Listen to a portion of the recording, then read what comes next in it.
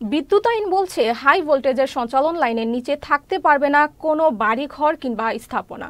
ডানে বাঁয়ে ফাঁকা থাকবে অন্তত 10 ফুট, কিন্তু এইসবের বালাই নেই মৌলভীবাজারের বড়লেখা উপজেলার বিভিন্ন এলাকায়।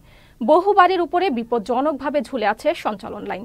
ঘটছে দুর্ঘটনা। অবিলম্বে ঝুঁকিপূর্ণ লাইন অপসারণের দাবি বাসিন্দাদের। প্রতিনিধি আলী ওবায়েদের পাঠানো তথ্য ও ছবিতে দেখুন ডেস্ক রিপোর্ট। টিনশেডের চালা, ভবনের ছাদ কিংবা সড়কের পাশে ঝুলে আছে বিদ্যুৎ সঞ্চালন লাইন, যার অধিকাংশই বলতে গেলে হাতের নাগালে। যে কোনো মুহূর্তে ঘটতে পারে বড় ধরনের দুর্ঘটনা, হতে পারে প্রাণহানিও। এমন চিত্র মৌলভীবাজারের বড়লেখা ও জুড়ি উপজেলার বিভিন্ন এলাকায়। এই দুই উপজেলায় বিদ্যুতের গ্রাহক রয়েছে প্রায় ৮০,০০০-এরও বেশি, আর বিদ্যুৎ সরবরাহে সঞ্চালন লাইন রয়েছে প্রায় ২২০০ কিলোমিটার। স্থানীয়রা বলছেন, নিম্ন অঞ্চলের লাইনগুলো বেশ ঝুঁকিপূর্ণ। তাদের আশঙ্কা, বর্ষা মৌসুমে নৌকা নিয়ে যাতায়াতে ঘটে যেতে পারে ভয়াবহ দুর্ঘটনা। কর্তৃপক্ষের বিরুদ্ধে অবহেলার অভিযোগ তুলছেন বাসিন্দারা। এই যে দেখতে পাচ্ছেন, এখানে ঝুঁকিপূর্ণ লাইন, মেইন রোডের একদম কাছে। এখানে লাইন কিছুদিন পর পর ফল্ট হয়। এই লাইনে আমার বাড়ির উপর দিয়া যে লাইন আইছে, এটার খুঁটাটাও ঝুঁকিপূর্ণ, এবং এই লাইনটা কাভার করে দেওয়া হোক। এটা আমরা একদম সালের উপরে লাইনটা, গড়ের উপরে। গত বছর বর্ষা মৌসুমে লাইন ঝড় তুফান হয়েছিল, ওই সময় লাইনটা ছিড়িয়া সালের উপরে পড়ে গেছিল। তখন আমরা ভয়ে আতঙ্কিত হই। পরবর্তীতে পল্লী বিদ্যুৎটা জানানোর পরে তারা প্রায় ৬-৭ ঘন্টা পরে আসিয়া লাইনটা ঠিক করিয়া দেয়।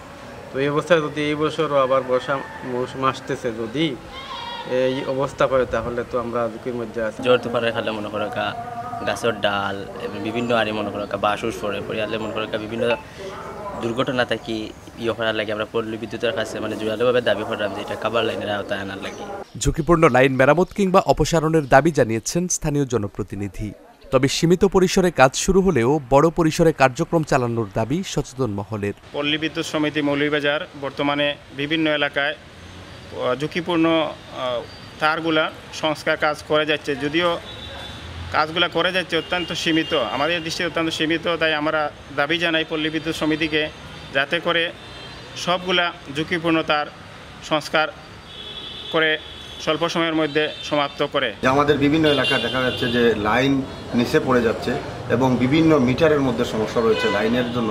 এই সংস্কার করার জন্য আমরা জোর দাবি জানাচ্ছি। আমাদের এলাকাবাসীর পক্ষ থেকে এলাকাবাসী আমাদেরকে ফোন দিয়ে আমাদেরকে বিভিন্নভাবে বলতে চায় যে তাদের লাইনগুলো নেমে গেছে।